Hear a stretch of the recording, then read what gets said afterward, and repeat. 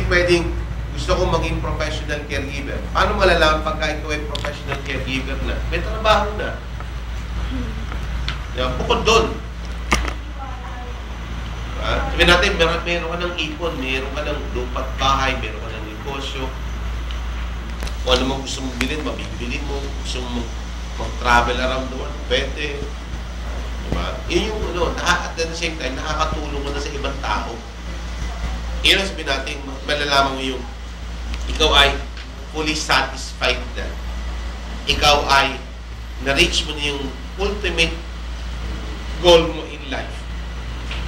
And then, pagdating mo ng age, certain age na yan, sabi mo, pagkakit umabot pa ng age ng 70 at buhay pa,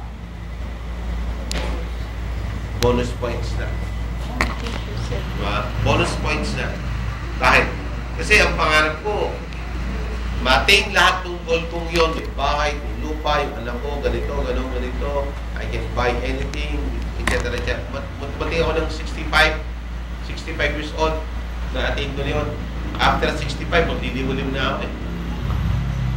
At the age of 70, pwede na ako mamata.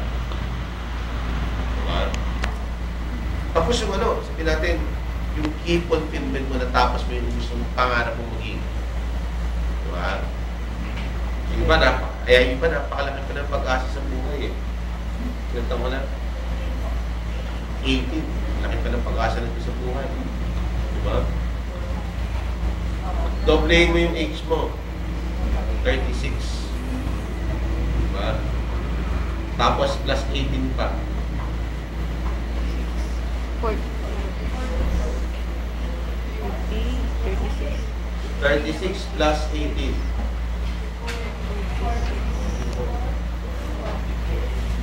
54 na, 36 na nga. 54. Diba? 54. Halos age ni Mami. Parang halos tatlong doble ng edad mo ang age ni Mami. Sabi nun, ang laki pa ng pag-asa mo sa buhay. Huwag ka lang magkakakain ng kamote. Diba? Kasi mag-uutot ka lang. Diba? Sabi natin, sino pa dito? None, malaki pa yung pag-asa mo sa buhay. Mahaba din yung buhok mo. Diba? Sabi natin, depende lang yan kung paano mo i-motivate yung sarili mo, kung paano mo diskarte yung buhay mo. Huwag na bahala na dapat laging mayroong plano. Pag may plano ka, gawan mo ng paraan para yung goal mo in life matupad. Diba? May pasyente ka, pag-usaya mo doon sa pasyente mo. Lahat ng isang bagay na igagapat mong gawin, gawan mo ng maayos at mahino. Huwag papetik-petik. Hindi ka natutulog sa pansitan. Diba? Kahit anong trabaho, kahit saan ka makarating, pag tumingin ka sa ibang tao, pag nakita tayo, kung saan ka makakarating, at nakita tayo, tatanungin ko sa iyo, sige mo bang graduate? Ano na balita sa iyo? Sir, ito pa rin, tambay pa rin. Pagka may hinahawa kong ganito, baka busa ka na mahilit na kape. Kakantsawan lang kita. Ano ba nangyari sa iyo? Wala, hindi effective yung nangyari sa iyo. Yung iba nga, kaya ang gusto ko kay Vanessa, lahat ng mga graduates natin, lahat ng paalis, bigyan mo ng instruction, dumaan sa akin, maturuan kung paano, kung fill up ng form, kung hindi naman, wala nang problema sa pag mag-fill up ng form, sana ipaalam yung whereabout nila. Unahan sila. Kahit yun ay accomplishment ng ating school. Sending you to Canada, London, or wherever, matrace namin kung nasan kayo. Meron tayong account ng Nightingale last month. Sabi ko, pag wala kang magawa, kindly communicate with them at kamustahin mo sila kung nasaan sila. Diba? May trace. May tracing. Miski testa gusto malaman kung nasa yung mga graduates nyo. Ilan yung nasa Canada, ilan yung nasa US, ilan yung nasa Japan, ilan yung nasa London, ilan yung nasa Middle East, ilan yung nasa Asian country, ilan yung nakatambay dito. Diba? Mali, kung kayo ay 27, sabihin natin, mga lahati man lang sa inyo makaalis eh. Diba? Dapat lahat. May depende na yun sa sarili niyo. Kung paano. Ha? Sabi ko, lahat kayo makakaalis, pero meron iba maiiwan at maiiwan eh. Diba? So pinapakita nila, hindi sila makakaalis ng Pilipinas eh. Diba? Yung tingin mo ba, makakaalis ba siya, no? Hindi makakaalis siya. Tojing, makakaalis ka? Makakaalis siya, kasi doon ang nanay mo. Kerry, makakaalis ka? Siyempre, doon ang tatay niya. Diba? Diba? Eh kung wala kang relative doon, Baka. Mahirap. gumawa ka ng paraan. Oo. Discard. Diba? Yun yung obstacle eh. Diba? Magano ka sa Facebook. Diba? Di ba Facebook? Punta ka sa POEA, agencies, pupunta ka sa mga sites na mayroong job opening. Present your resume and cover letter and your pertinent documents. Yung kahit yung NC2 mo, diploma, transcript, pwede mong paskan yan. Tama? Pag naspaskan mo yan, pwede mo ilagay yan as attachments. Pati yung mga, pati yung mga training seminars nyo. Seminar attended. Training. Pwedeng scan yung marunong ba kayo sa computer? Di ba? Pwedeng scan yun. Nandun yung as document na yun doon.